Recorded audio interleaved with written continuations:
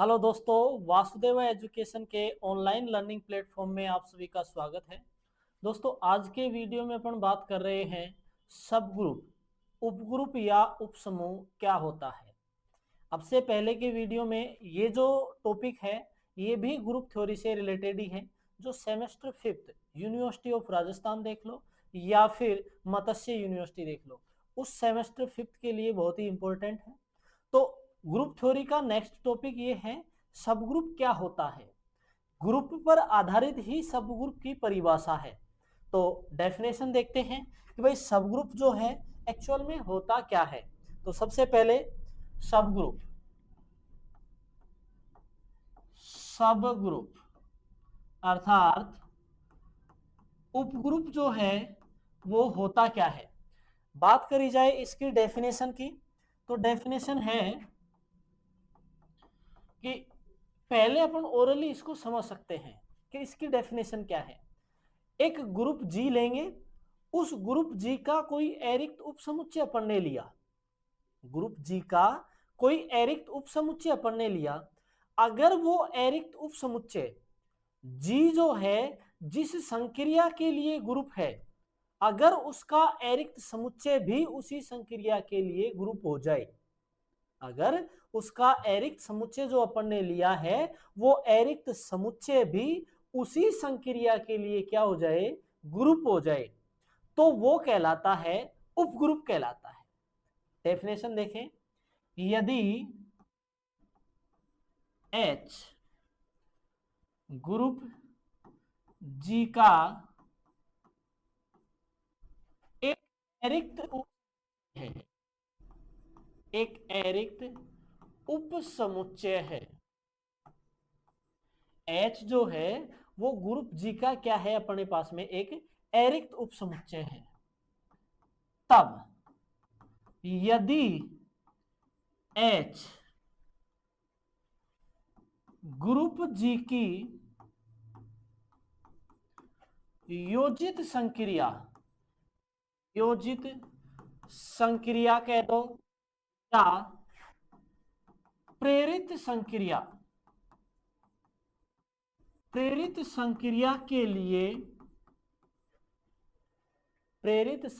के लिए ग्रुप हो, तो H को G का उपग्रुप कहते हैं, उपग्रुप कहते हैं कि H जो है वो G का एक एरिक्त समुच्चय है, और यदि H जो है वो G की योजित संक्रिया या फिर प्रेरित संक्रिया के लिए क्या बन जाए, ग्रुप अगर अपने पास में बन जाए, अर्थात इस G की योजित संक्रिया या प्रेरित संक्रिया के लिए ये H जो है अगर ग्रुप बन जाए तो वो H कहलाता है G का उपग्रुप कहलाता है। अब इसके टाइप्स की बात करी जाए कि भाई होता कैसे है, तो इसमें नॉर्मल वे में अपन ये कह सकते हैं कि जैसे H जो है, H अगर G जो है वो योग संक्रिया के लिए, G अगर योग संक्रिया के लिए ग्रुप है तो वो योग संक्रिया के लिए ग्रुप होना चाहिए। ऐसा अगर है तो एच जी का क्या कहलाता है, उपग्रुप कहलाता है। एच जी का क्या कहलाता है, उपग्रुप। कि अगर जी अपने पास में योग संक्रिया के लिए ग्रुप है और एच इसका एरिक्त समुच्चय है, वो एरिक्त समुच्चय भी योग संक्रिया के लिए क्या हो जाए, ग्रुप हो जाए, तो एच जी का क्या हो जाएगा, उपग्रुप हो जाएगा। इसी से अपन देखें कि भाई इस जी में कौन कौन से ग्रुप के जो प्रकार देखें अगर उपग्रुप के, तो एक तो होता है विषम उपग्रुप, इम्प्रॉपर सब ग्रुप, एक होता है उचित उपग्रुप, प्रॉपर उपग्रुप। दोनों क्या क्या होते हैं, अर्थात किस किस प्रकार का ग्रुप जो है वो विषम उपग्रुप अर्थात इम्प्रॉपर सब ग्रुप होगा, और किस प्रकार का ग्रुप जो है वो अपने पास में प्रॉपर सब ग्रुप होगा। तो ग्रुप जी के दो तुच्छ या निरर्थक उपग्रुप होते हैं ग्रुप जी के दो तुच्छ या निरर्थक उपग्रुप होते हैं। निरर्थक मतलब ट्रेवल सब ग्रुप। ग्रुप जी के दो निरर्थक या तुच्छ उपग्रुप होते हैं। वो निरर्थक या तुच्छ उपग्रुप जो हैं वो कहलाते हैं विषम उपग्रुप। इम्प्रॉपर सब ग्रुप विषम उपग्रुप कहलाते हैं, जिनमें आता कौन कौन है?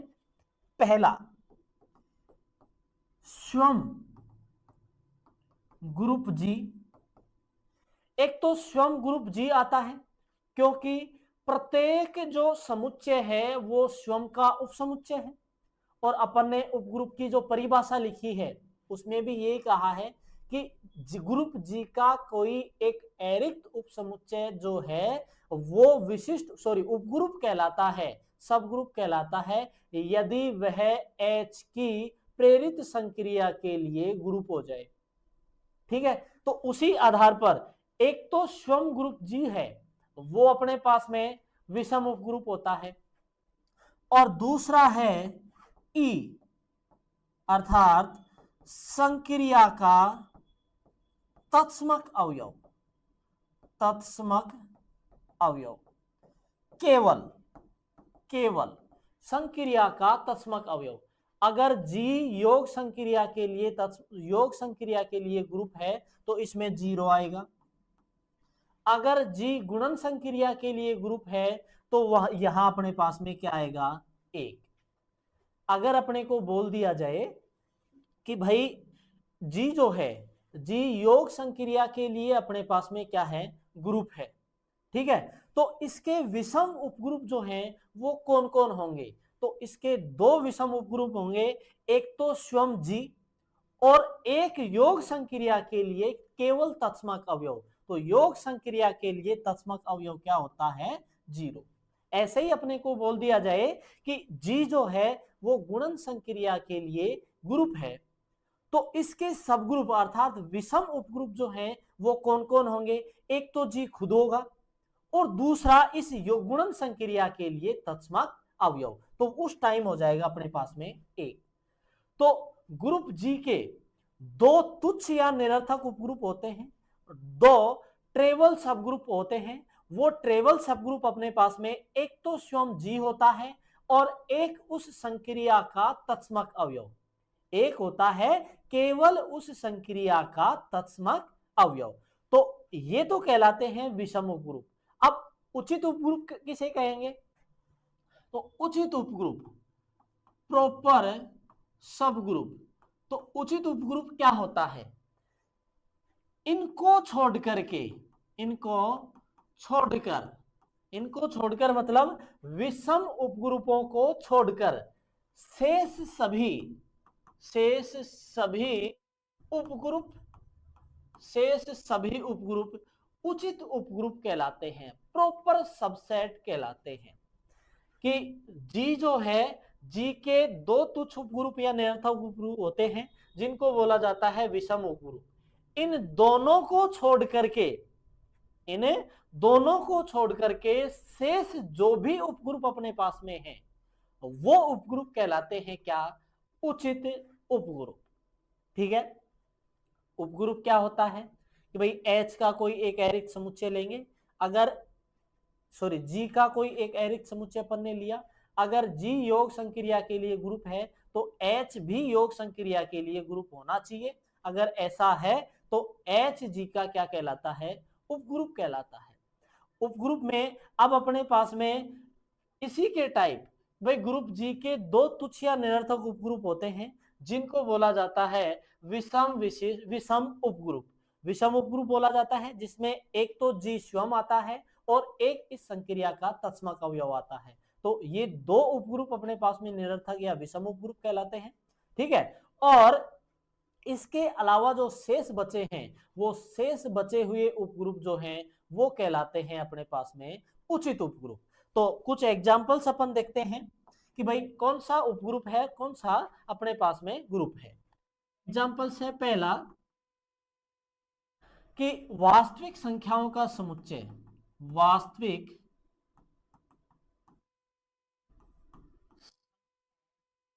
के साथ संख्याओं का समुच्चय R योग के लिए ग्रुप है। वास्तविक संख्याओं का समुच्चय जो R है वो योग संक्रिया की ग्रुप R प्लस एक ग्रुप।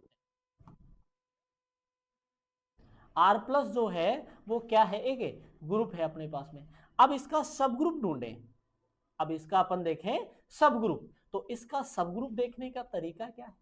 अब इसका सब ग्रुप देखें तो संख्याओं का समुच्चय R योग संक्रिया के लिए ग्रुप है, अर्थात R प्लस एक ग्रुप है। तब समिश्र संख्याओं का समुच्चय, समिश्र संख्याओं का समुच्चय C योग संक्रिया के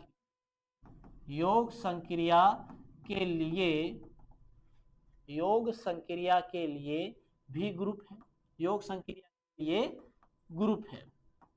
अब दो चीजें अपन ने लिख दी कि वास्तविक संख्याओं का समुच्चय R जो है वो योग संक्रिया के लिए ग्रुप है, अर्थात R प्लस ग्रुप है, और समिश्र संख्याओं का समुच्चय C योग संक्रिया के लिए क्या है, ग्रुप है।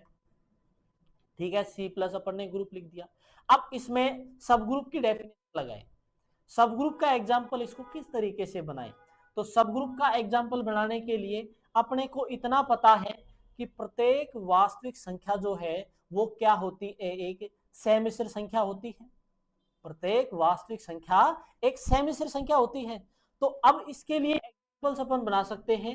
एग्जाम्पल ये हो जाएगा कि प्रत्येक वास्तविक संख्याओं का समुच्चय योग संक्रिया के लिए एक ग्रुप है, तो वह समिश्र संख्याओं के समुच्चय के लिए क्या होगा, एक उपग्रुप होगा।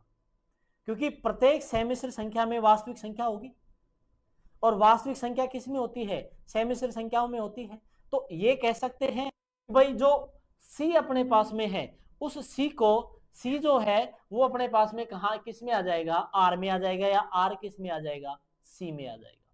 कि प्रत्येक वास्तविक संख्याओं का समुच्चय योग संक्रिया के लिए क्या है, ग्रुप है।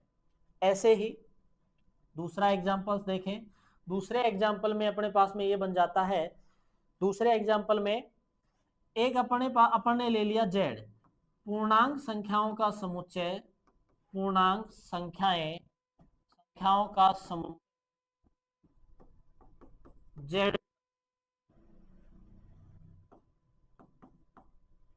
Z प्लस एक ग्रुप है।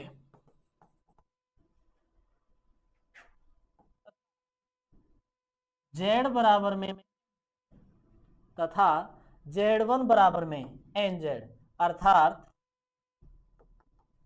अर्थात अपने पास में ये बन गया कि भाई जैसे Z जो है पूर्णांक संख्याओं का समुच्चय है, प्रत्येक पूर्णांक संख्या को n से गुणा कर दो, n 2n 3n 4n 5n dot dot -n -2n -3n -4n dot dot.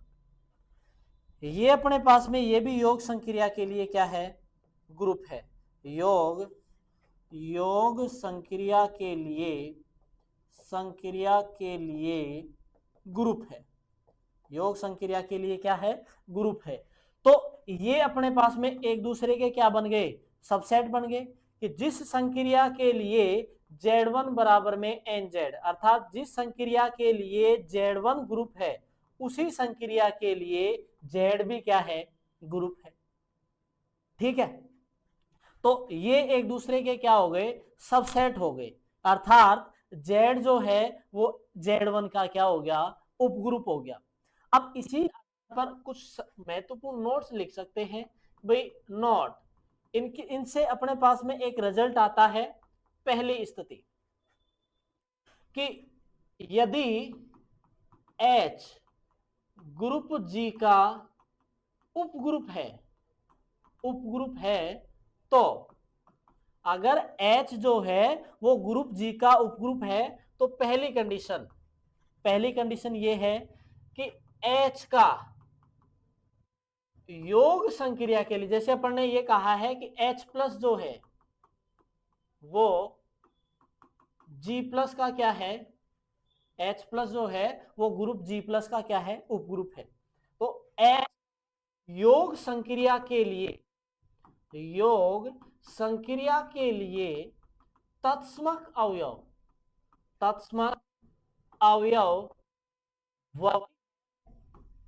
जो G का योग संक्रिया के लिए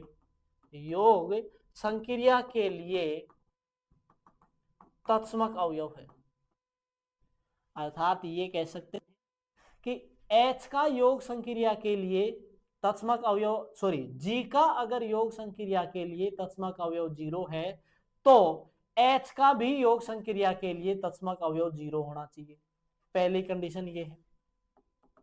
दूसरी है H जो है, H का किसी अवयव, H में किसी अवयव A का अगर प्रतिलोम अवयव B है तो G में भी उसी अवयव A का प्रतिलोम अवयव B होगा।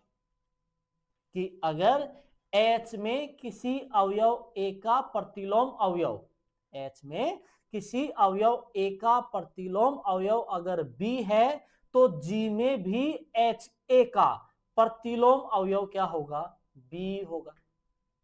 ठीक है।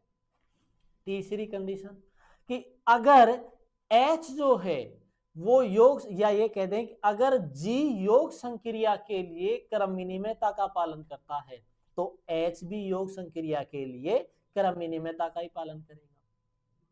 ठीक है, क्योंकि H जो है किसका सबसेट है, H अपने पास में G का सबसेट है, H उपग्रुप भी है। H G जो है वो जिस संक्रिया के लिए ग्रुप है H भी उसी संक्रिया के लिए ग्रुप है। तो जैसे गुणधर्म G प्लस के होंगे वैसे ही गुणधर्म किसके होंगे, H के होंगे। अर्थात जो जो कंडीशन G की हैं वो कंडीशन अपने पास में किसकी होंगी, H की होंगी।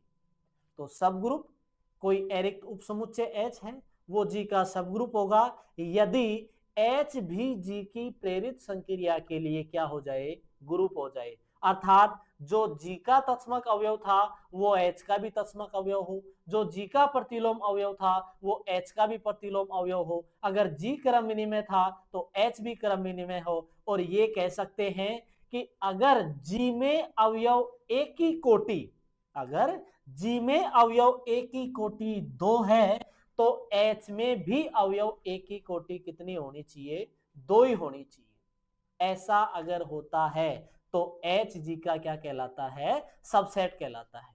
तो आज के लिए इतना ही। तब तक के लिए वीडियो को लाइक करें, शेयर करें, चैनल को सब्सक्राइब करें और बेल आइकन जरूर प्रेस करें ताकि वीडियो से संबंधित महत्वपूर्ण अपडेट्स आप तक पहुंचते रहे। धन्यवाद।